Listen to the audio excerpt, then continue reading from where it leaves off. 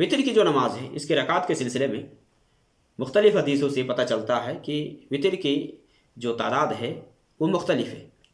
1 کا بھی ذکر ملتا ہے، 3 کا بھی ذکر ملتا ہے، 5 کا بھی، 7 کا بھی، 9 کا بھی ذکر ملتا ہے. مختلف روایتوں سے ثابت ہے اور یہ سب صحیح روایتوں سے ثابت ہے. آدمی کو جو میسر ہو، جس حساب سے میسر ہو وہ پڑھے. ہاں اگر یہ ممکن ہو کہ کبھی اس پر عمل کر لے کبھی اس پر عمل کر لے تو ایسا کرے. لیکن ایک ہی عدد خاص نہیں ہے، مختلف تعداد ہے. یعنی 1 کا بھی ذکر ہے. اب بہت سارے لوگ تو 1 رکعت وطر کو مانتے ہی نہیں، ماننے کے لیے تیار ہی نہیں ہوتے. حالانکہ نبی صلی اللہ علیہ وسلم کی بہت ساری حدیثوں میں ہے، نبی صلی اللہ علیہ وسلم کی قولی حدیثیں بھی ہے، فعلی حدیثیں بھی ثابت ہے 1 رکعت وطر ہے. ہم لوگ کہتے ہیں کہ 1 رکعت وطر کیسے پڑھیں گے؟ 3 رکعت کے قائل ہے. اس کے بعد بھی اور بھی تعداد ہے، 5 بھی ثابت ہے، 7 بھی ہے نبی صلی اللہ علیہ وسلم سے پڑھنا، 9 بھی ثابت ہے. تو وطر کی جو تعداد ہے وہ مختلف ہے اور طریقے بھی مختلف ہیں، مختلف طریقے بھی ہیں. 1 رکعت وطر پڑھنے کے سلسلے میں جیسا کہ عبداللہ ابن عمر رضی اللہ تعالیٰ عنہما سے صحیح بخاری اور مسلم کے اندر حدیث ہے کہ ایک آدمی نے نبی صلی اللہ علیہ وسلم سے پوچھا رات کی نماز کے بارے میں. تو آپ صلی اللہ علیہ وسلم نے فرمایا کہ صلاۃ اللیل مثنی مثنی فاذا خشی احدکم الصبح صلی رکعۃ واحدہ توتر له ما قد صلی. کہ آپ صلی اللہ علیہ وسلم نے فرمایا کہ رات کی نماز 2 ہے، 2 کر کے پڑھو، اور جب کسی کو صبح ہونے کا خطرہ ہو تو 1 رکعت وطر بنائے. یہ پہلے ساری نمازوں کو طاق بنا دے گی. یہ وطر ساری نمازوں کو، یہ جو وطر کی نماز ہے ساری نمازوں کو طاق بنا دے گی. تو آپ صلی اللہ علیہ وسلم نے یہاں کیا فرمایا کہ جب آپ سے پوچھا گیا تو کہ 2 کر کے پڑھو، رات کی نماز یہ 2 کر کے ہے، اور جب صبح ہونے کا خطرہ ہو تو وہاں 1 رکعت وطر پڑھ لے.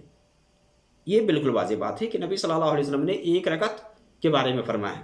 اسی طرح سے عبداللہ ابن عمر رضی اللہ عنہما بیان فرماتے ہیں، یہ حدیث صحیح مسلم کے اندر ہے، الوتر رکعۃ من آخر اللیل، کہ نبی صلی اللہ علیہ وسلم نے یہ فرمایا کہ وطر 1 رکعت ہے اور رات کے آخری حصہ میں. الوتر رکعۃ من آخر اللیل، رات کے آخری حصہ میں 1 رکعت وطر ہے. 1 رکعت وطر یہاں بھی ہے. اسی طرح سے حضرت عائشہ رضی اللہ تعالیٰ عنہا بیان فرماتی ہیں، نبی صلی اللہ علیہ وسلم کی حدیث صحیح مسلم کے اندر ہے کہ نبی صلی اللہ علیہ وسلم عشاء سے جب فارغ ہوتے، جس کو لوگ عتمہ کہتے ہیں، تو نبی صلی اللہ علیہ وسلم فجر تک 11 رکعت پڑھتے تھے. 11 رکعت پڑھتے تھے. 11 رکعہ یسلم بین کل رکعتین، ہر 2 رکعت میں آپ صلی اللہ علیہ وسلم سلام پھیرتے تھے.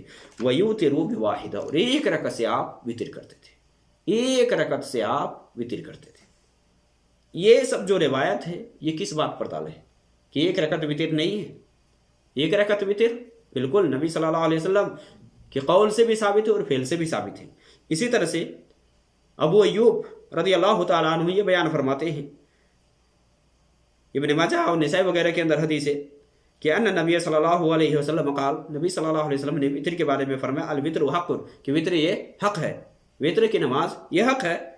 لیکن حق سے مراد وضاحت کیا گیا ہے، یہ لازم اور ضروری نہیں ہے، سنت موقعہ ہے. آدمی کو وطر پڑھنا چاہیے، چھوڑنا نہیں چاہیے.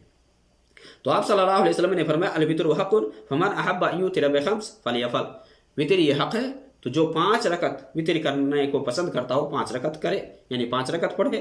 ومن احب ان یوتر بثلاث فلیفعل، جو 3 رکعت پڑھنے کو پسند کرتا ہو وہ 3 رکعت پڑھے. ومن احب ان یوتر بواحدہ فلیفعل، جو 1 رکعت پڑھنا چاہے وہ 1 رکعت پڑھے.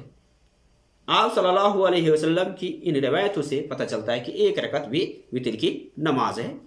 نبی صلی اللہ علیہ وسلم 2 کر کے پڑھتے اور پھر لاسٹ میں 1 رکعت پڑھتے تھے. اسی طرح سے صحابہ سے بھی عمل ثابت ہے، صحابہ سے یہ عمل ثابت ہے 1 رکعت وطر پڑھتے تھے. جیسا کہ عبداللہ ابن عمر اور دیگر صحابہ، عبداللہ ابن عباس سے پوچھا گیا معاویہ کے بارے میں کہ 1 رکعت پڑھتے ہیں، تو اس نے کہا کہ چھوڑ دو، وہ فقیہ ہیں. یا آتا ہے کہ وہ صحابی رسول ہیں. تو 1 رکعت وطر پہ بہت دلائل ہے. 1 رکعت وطر بھی یہ ثابت ہے، جس حساب سے آدمی کو آسانی ہو اس حساب سے پڑھے.